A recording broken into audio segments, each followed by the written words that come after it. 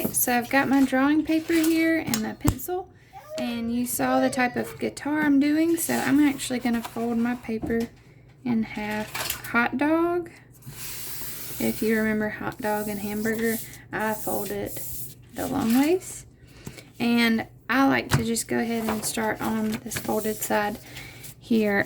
So what I do is I just start wherever I think, and I'll just draw the half of the guitar. And so there's a upper half, like a circle here, and then a bigger circle there, kind of like a snowman. So a half circle on both small and large on both ends here.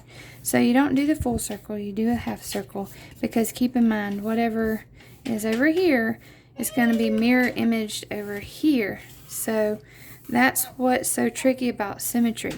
If you ever cut a heart out for Valentine's Day cards as a kid, I know I have, I always get mine a little wonky because I don't think of the whole picture. Symmetry is one of those things as an artist you'll have to learn to see partial until you understand the whole picture and how it's going to turn out. So then I'm going to just blend these two with a little curve and indentation like the guitar shows. And then of course for the guitar to sit really nicely if it needs to, I just flatten this out, and of course I go in and erase these scribbles. I'm more of a sketchy artist. I don't do anything precisely the first time, because I learned a long time ago not to beat myself up over the imperfections on the first try. And you will learn that in different areas of life, not just in art and drawing and painting. You'll learn in sports, music, and even studies of academics. So, and in this sketchy way of doing it, you'll eventually get about what you're going after a few tries, and you just keep going. The pencil is just your way of figuring out the shape. And whenever you kind of help that click in your mind that your pencil is just trying to figure out this problem and it's trying to solve it, eventually you'll get that shape down from all those different strokes of the pencil. So that's how I approach my drawings, is eventually it's going to come to life and be exactly what I want, and then that's when I distinguish the shape, and then I can erase those scribble marks. Alright, so then I'm going to draw the arm. Now on this guitar I like to call Mr. Taki. It's a Takamine acoustic.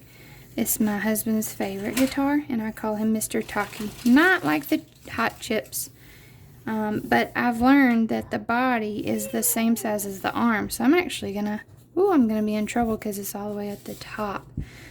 So I like to compare my measurements of the body. I probably should have drawn it closer to the bottom of the paper, but it's okay, because it's just one of those things. The only person who knows that is me, and the viewer doesn't know all the details, and it doesn't know the exact kind of guitar you're modeling after. It just sees a guitar that you translated in a drawing. So a lot of people feel like they have to compare their art to photographs all the time, and it's great to have a photograph for reference, but please understand that you're not a photographer. You're not a a robot. You don't just copy and paste with your hands. You're a human being, and your hands are trying to communicate what your eyes and your brain are understanding, and you're translating that in your own way, and you're unique, and your hands and your drawing style is unique to you. And so just one of those things you have to learn on your own, not to be so hard on yourself. So I just draw my little strings. I know this is probably not as accurate, but it's just the way I feel like doing it. It's just fun. And I come down. Now Mr. Taki has a hole right here where this goes. It's kind of funny that this, it's basically that same kind of circle. So it's kind of similar in that way. So I thought that was kind of a cool observation. And then where the strings rest is just kind of on this little bar down here. And they come all the way down. Now my strings are a little wonky and funky, just like I like my music. So you can be as fun and wonky and unpredictable as you want to be. I'm just going to do this little cool lines there, because in my guitar it has a few lines around that acoustic hole. Alright, so this is all black, of course, which you don't have to draw that in just yet. You can save that later for painting, but this is how I draw my guitars and how I teach my students to draw with symmetry. And this is the tricky part, so you'll want to pay attention. I'm going to open it up so I can see. Now, if you wanted to really test yourself, what I do is I measure this and I put it over here and I make a little dot. I measure the furthest width and I make a little dot. So I go to the most narrow to the most wide, and those noteworthy spaces of the shape, and then I can do that up here. And then you can literally connect the dots to get that perfectly symmetrical shape. But I like to show you tricks on how to do things the easier way. Work smarter, not harder, right? So I like to fold mine down, face down. This drawing has to lay on top of the other side. So this drawing right here with the lead needs to be flattened on top of the other side. It needs to be drawn in. And then I go, well, I can actually save my lead, and I'm going to get the end of a paintbrush, and I'm just going to, oh, it's actually taking the paint off of it.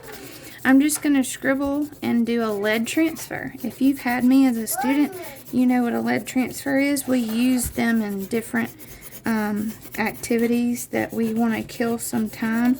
I still use it today whenever I have a photograph and I did a drawing and I've messed up on a drawing. I'll do a lead transfer so I can just retrace my good drawing and leave out the bad stuff that I messed up on.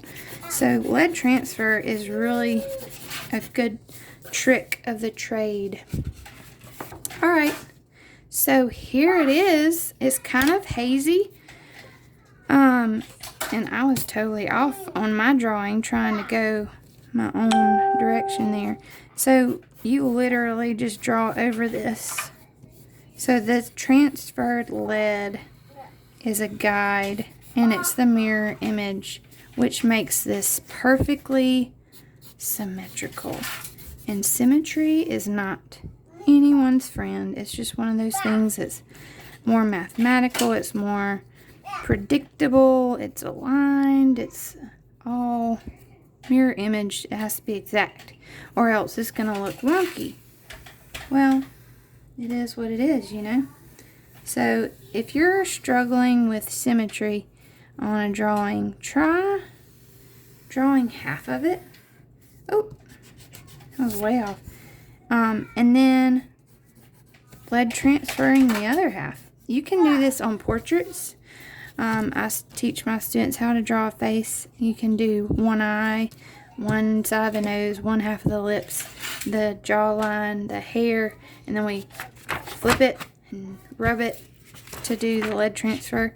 And that way you don't have to second guess your features, because my daily struggle as a portrait artist is trying to get those eyes to match, because they can go wonky real quick. So I hope this helps in other ways, in other forms of drawing that you want to do for your own portfolio and your own learning adventure of art. So if you're not an art student, you can take this little tip and trick and use it in different things. And like I said, if I ever do a drawing and I'm really loving it and then I add to it and I'm like, oh, I ruined it, don't ever let go of those drawings. You can trace what you like about it as many times as you have lead. Now you might have to build up your lead really dark. That's why I always say use the regular pencil, so that that lead will definitely show up on the other side once you've rubbed the back of it. Alright, so here it is. Oh, I forgot the bottom of the bar. And there's 6 strings. Now there is such thing as 12-string guitars, but that's a lot of lines. Of course, you can use a ruler if you're one of those that likes to be precise and mathematical and nice and tidy. But then I'm going to add whatever to it, like lyrics or vines and roses or flowers of some kind, or unicorns in the background, whatever you want to do. But this is a good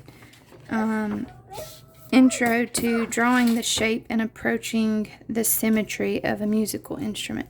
This could go with violins, clarinets, anything that is vertical, has a lot of details in it, that's mirror image to the opposite side of it. So whatever musical instrument you play or you're interested in, use this technique and see what you can come up with.